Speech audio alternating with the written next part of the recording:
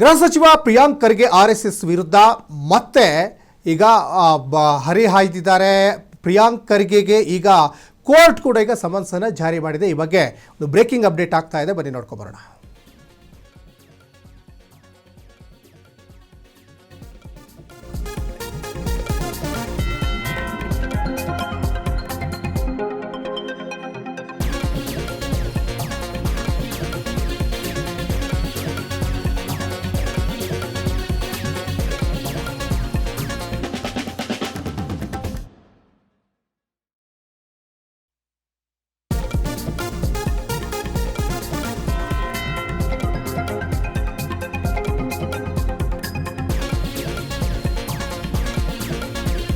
ಪ್ರಿಯಾಂಕ್ ಖರ್ಗೆ ಅವರು ಗೃಹ ಮಂತ್ರಿ ಆದ ನಂತರ ಅವರು ಮೊಟ್ಟ ಮೊದಲನೇದಾಗಿ ಒಂದು ವಿಚಾರವನ್ನು ಪ್ರಸ್ತಾಪ ಮಾಡಿದಂದರೆ RSS ಯಾಕೆ ರಿಜಿಸ್ಟ್ರೇಷನ್ ಆಗಿಲ್ಲ, RSSಗೆ ಹಣ ಎಲ್ಲಿಂದ ಹರಿದು ಬರ್ತದೆ, RSSನ ಖರ್ಚು ವೆಚ್ಚಗಳು ಎಷ್ಟು, RSSನ ಮುಖ್ಯಸ್ಥರಿಗೆ ಈಗ Z+ ಭದ್ರತೆಯನ್ನು ಯಾಕೆ ಕೊಡ್ತಾರೆ, ಈ ಥರ ಒಂದಿಷ್ಟು ಪ್ರಶ್ನೆಗಳನ್ನು ಈಗ RSSಗೆ ಮಾಡಿದ್ರು ಪತ್ರಗಳ ಮುಖೇನವಾಗಿ.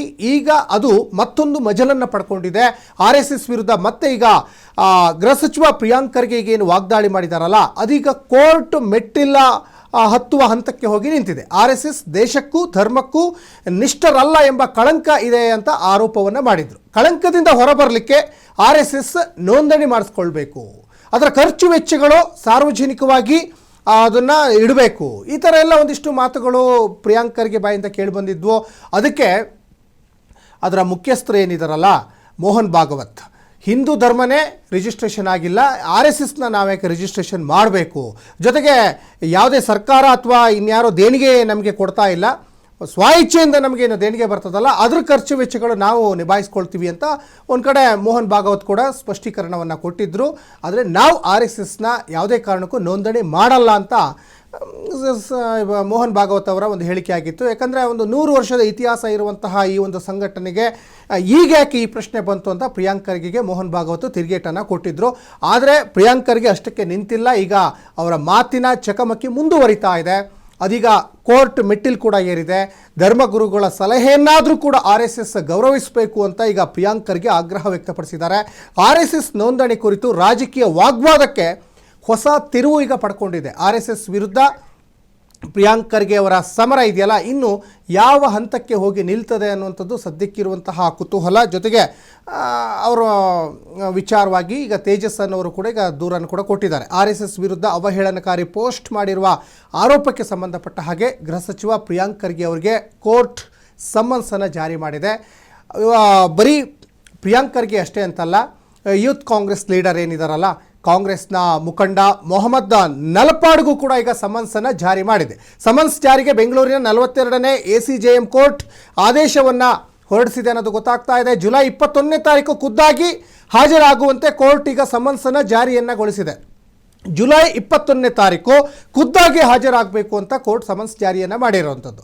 ಕಾರಣ ಈಗ ಗೊತ್ತು, RSS ವಿರುದ್ಧ ಅವಹೇಳನಕಾರಿ ಪೋಸ್ಟ್ ಮಾಡಿರುವಂಥ ವಿಚಾರ. ಒಂದು 8 ಪ್ರಶ್ನೆಗಳನ್ನು RSS ಮುಖಂಡರಿಗೆ ಕೇಳಿದರು. RSSನ ಮುಖ್ಯಸ್ಥರೇನಿದಾರಲ್ಲ ಮೋಹನ್ ಭಾಗವತರಿಗೆ ಕೇಳಿದರು.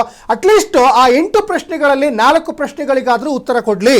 RSS ಯಾಕೆ ರಿಜಿಸ್ಟ್ರೇಷನ್ ಮಾಡಿಲ್ಲ, RSSಗೆ ಹಣ ಎಲ್ಲಿಂದ ಹರಿದು ಬರ್ತದೆ, RSSನ ಖರ್ಚು ವೆಚ್ಚಗಳು ಎಷ್ಟು, ಯಾಕೆ ಅವರು ಆಡಿಟ್ ಮಾಡಿಸಲ್ಲ, ಜೊತೆಗೆ ಅವರಿಗೆ ಒಂದು Z+ ಭದ್ರತೆಯನ್ನು ಯಾಕೆ RSSನ ಮುಖ್ಯಸ್ಥರಿಗೆ ಕೊಡ್ತಾರೆ, ಈ ಥರ ಒಂದಿಷ್ಟು ಪ್ರಶ್ನೆಗಳನ್ನು ಪ್ರಿಯಾಂಕ್ ಖರ್ಗೆ ಅವರು ಎತ್ತಿದ್ರು. ಅದಕ್ಕೆ ನಾವು RSS ರಿಜಿಸ್ಟ್ರೇಷನ್ ಮಾಡೋ ಅವಶ್ಯಕತೆಯೇ ಇಲ್ಲ, ಹಿಂದೂ ಧರ್ಮನೇ ರಿಜಿಸ್ಟ್ರೇಷನ್ ಆಗಿಲ್ಲ, ಜೊತೆಗೆ ಯಾವುದೇ ಸರ್ಕಾರ ಅಥವಾ ಸಂಘ ಸಂಸ್ಥೆಯಿಂದ ನಾವು ದೇಣಿಗೆಯನ್ನು ಪಡ್ಕೊಳ್ಳಲ್ಲ, ನಮಗೆ ಸ್ವ ಇಚ್ಛೆಯಿಂದ ಸಾಕಷ್ಟು ಜನ ನಮಗೆ ದೇಣಿಗೆಯನ್ನು ಕೊಡ್ತಾರೆ, ಅದ್ರ ಬಗ್ಗೆ ಕೇಳುವಂಥ ಅವಶ್ಯಕತೆ ಇರಲ್ಲ ಅಂತ ಒಂದು ಕಡೆ ಮೋಹನ್ ಭಾಗವತ್ ಕೂಡ ಪ್ರಿಯಾಂಕ್ ಖರ್ಗೆ ಅವರ ಒಂದು ಪತ್ರಕ್ಕೆ ಉತ್ತರವನ್ನು ಕೂಡ ಕೊಟ್ಟಿದ್ದರು ಮಾಧ್ಯಮದ ಮುಖೇನವಾಗಿ. ಒಟ್ಟಿನಲ್ಲಿ ಈ ಒಂದು RSS ಮತ್ತು ಪ್ರಿಯಾಂಕ್ ಖರ್ಗೆ ಅವರ ಸಂಘರ್ಷ ಒಂದು ಕಡೆ ಈಗ ಕೋರ್ಟ್ ಮೆಟ್ಟಿಲ ಹತ್ತುವ ಹಂತಕ್ಕೆ ಹೋಗಿ ನಿಂತಿದೆ. ಕೋರ್ಟ್ ಈಗ ಸಮನ್ಸನ್ನು ಜಾರಿ ಮಾಡಿದೆ. ಜುಲೈ ತಿಂಗಳಲ್ಲಿ ಅವರೀಗ ಒಂದು ಕಡೆ ವಿಚಾರಣೆಗೂ ಕೂಡ ಈಗ ಹಾಜರಾಗಬೇಕಾಗ್ತದೆ. ಜೊತೆಗೆ ಅದಕ್ಕೆ ಒಂದಿಷ್ಟು ಅವಹೇಳನಕಾರಿ ಪೋಸ್ಟನ್ನು ಮಾಡಿದಂಥ ವಿಚಾರದಲ್ಲಿ ಈಗ ಯೂತ್ ಕಾಂಗ್ರೆಸ್ ಲೀಡ್ರು ಮೊಹಮ್ಮದ್ ನಲಪಾಡ್ ಏನಿದಾರಲ್ಲ ಅವರಿಗೂ ಈಗ ಸಂಕಷ್ಟ ಎದುರಾದಂತೆ ಕಾಣಿಸ್ತಾ ಇದೆ. ಒಂದು ಕಡೆ ಈಗ BJP ಮತ್ತು ಕಾಂಗ್ರೆಸ್ ಮಧ್ಯೆನೂ ಕೂಡ ಈಗ ಈ ಒಂದು ಜಟಾಪಟಿ ಈಗ ಮುಂದುವರಿತಾ ಇದೆ. RSS ನೋಂದಣಿ ಸಂಘರ್ಷ ಈಗೇನು ಜೋರಾಗಿದೆಯಲ್ಲ, ಇದು BJP ಮತ್ತು ಕಾಂಗ್ರೆಸ್ ನಡುವೆ ಒಂದು ಕಡೆ ವಾಕ್ ಸಮರ, ಮಾತಿನ ಚಕಮಕಿ, ಒಂದು ಕಡೆ ರಾಜಕೀಯ ಸಂಘರ್ಷ ಎಲ್ಲವೂ ಕೂಡ ಈಗ ನಡೀತಾ ಇದೆ. RSS ನೋಂದಣಿ ವಿಚಾರದ ಬಗ್ಗೆ ಪ್ರಿಯಾಂಕ್ ಖರ್ಗೆ RSS ಅವರಿಗೆ ಪ್ರಶ್ನೆ ಮಾಡಿದ್ದಾರೆ. ಯಾಕಂದರೆ ಅವರು ಪ್ರಶ್ನೆ ಮಾಡಿದ್ದು ಏನು ತಪ್ಪು ಅಂತ ಹೇಳೋಕ್ಕಾಗಲ್ಲ.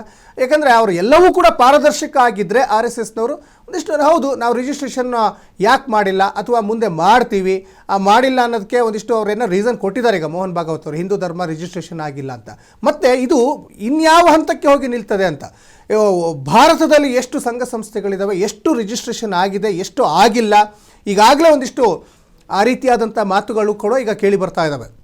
ಯಾಕಂದರೆ ಸಾಕಷ್ಟು ಜನ ಈಗ ಸಂಘ ಸಂಸ್ಥೆಗಳನ್ನು ಮಾಡ್ಕೊಂಡಿರ್ತಾರೆ.